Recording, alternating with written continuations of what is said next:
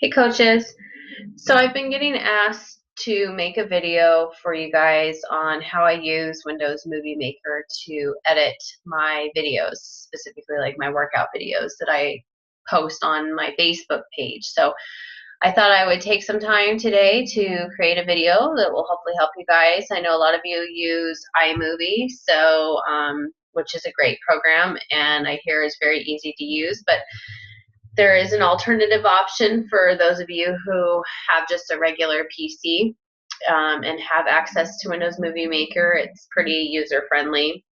So what I've done is I've already uploaded a couple of my video files that I actually have edited already, but I'll show you the basic idea behind how I've edited them and then kind of how I compile them and create my video. So anyways, when you open up Windows Movie Maker, you're going to go up to add videos and photos right here.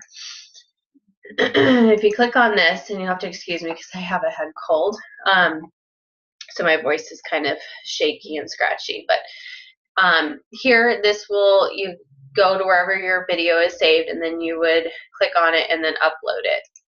Okay, so I've opened 3 different video files here, you can see.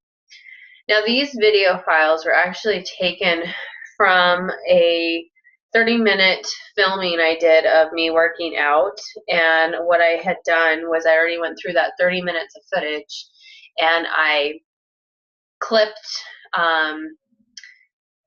these certain basically, and I'll show you how I did that. So what you'll do is you'll click on wherever you're at in your video, and basically this line right here shows where you're at on the video. You can take it and drag it over and you can see how it fast forwards through the video on the left there. Okay, so say I want to start my video like right there, okay? Then you can go up to edit and click split video and it'll split it. So say I don't really want this, I don't need this footage here, so you can click on it and hit your delete key on your keyboard and it deletes it. So where I split that video clip is right where the new part is going to start. And you can do that for any of these. And that's essentially what I did to create these 3. Okay, so the other part is you know, I always recommend to keep your videos more basic. Don't feel like you have to add a bunch of flashy text and fancy transitions to it. The more simple it is, the better. But I do recommend sometimes adding some transition just because it makes it a little more interesting. It makes the video flow a little nicer. So one transition that I use is I use the fade just because it's really easy on the eye and it's nothing crazy. But what you can do is if you hold down the shift key on your keyboard and then click on each of the video links, it will highlight them with a blue box around them so they're chosen and selected. And then you go to, believe, okay, there we go, animations up here. If you hit this double kind of chevron down arrow, it'll expand into more. And I do the crossfade just because it's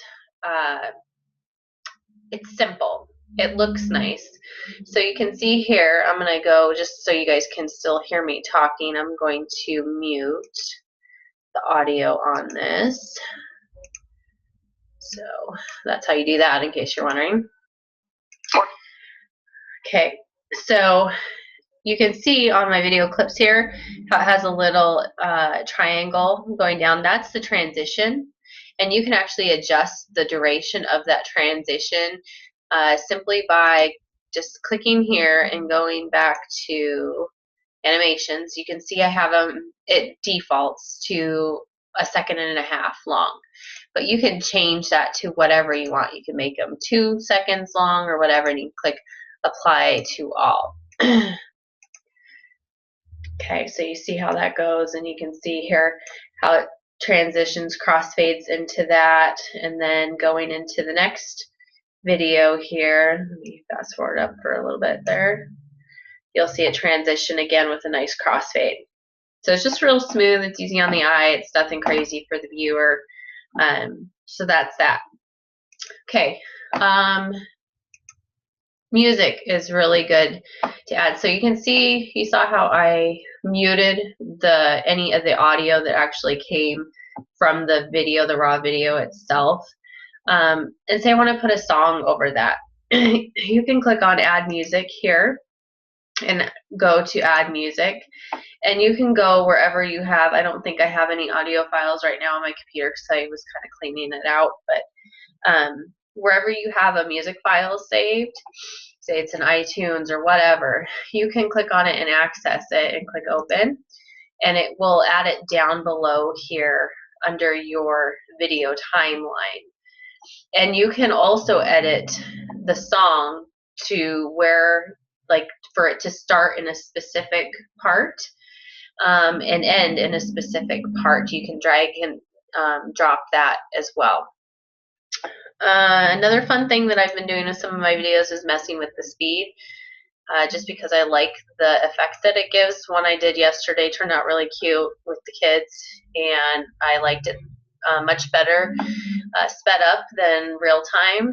And so here you can mess with speed, and I think I did mine at like 4 times, and here you can see how much quicker it goes. You can even slow it down. I've done a video that way too, where we were doing like some Sampaio, and the song that I put with it just sounded really cool, like slowed down. It was talking about slowing down even, I think, in the lyrics, so I kind of did a play on words, but you can even slow it down.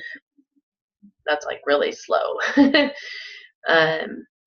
So you can play around with it. There's also some visual effects up here. I usually don't get into too much of that. I have tweaked with the brightness up here, so you can do a shift click, so it highlights all your video clips, and go to your brightness, and you can adjust here. Sometimes I've had to do that where I was recording in too dark of a room after the fact, but it was still good footage I wanted to use for a video clip. So I hope that these tips help. Oh, and one other thing, how to save your video, kind of important, right? So go to the File tab here and click on Save Movie, and I always choose for computer. And it will save your video files in MP4, which is uploadable to YouTube and Facebook as well. So if you guys have any questions, feel free to reach out to me, and happy video editing.